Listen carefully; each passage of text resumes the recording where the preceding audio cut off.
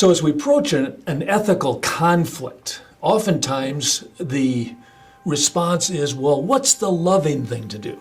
In other words, if there's two options, maybe I decide what's right or wrong based on what is the loving thing to do. After all, Jesus talked a lot about love, right? He said, when asked which is the greatest commandment, he said, thou shalt love the Lord thy God with all thy heart, with all thy soul, with all thy mind. Paul talked about faith, hope, and charity, these three, but the greatest of these is charity. So maybe God is giving us a hint here as to how to solve an ethical conflict by asking the question, well, what's the loving thing to do? The problem is love is pretty subjective. In fact, in Jesus' day, there were two basic words for the word love. One was eros, which we get our word erotic from, and we would define that kind of love as a lust, something that's selfish, something that's egoistical. I want to take something. So obviously that's a misuse of love.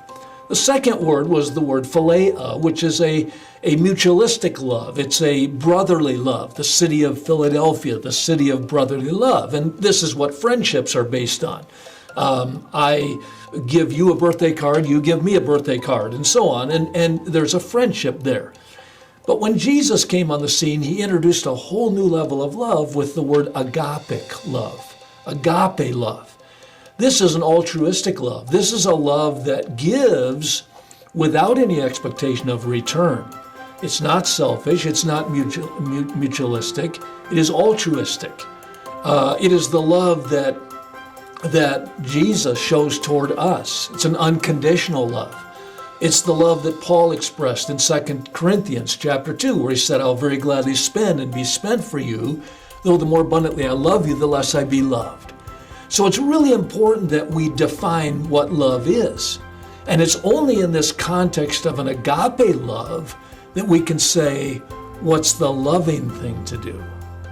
Is it a selfless love or is it a selfish love? Is it a love that's expecting something in return? Or is it an altruistic love that says, I'm going to give in this situation without any expectation of return?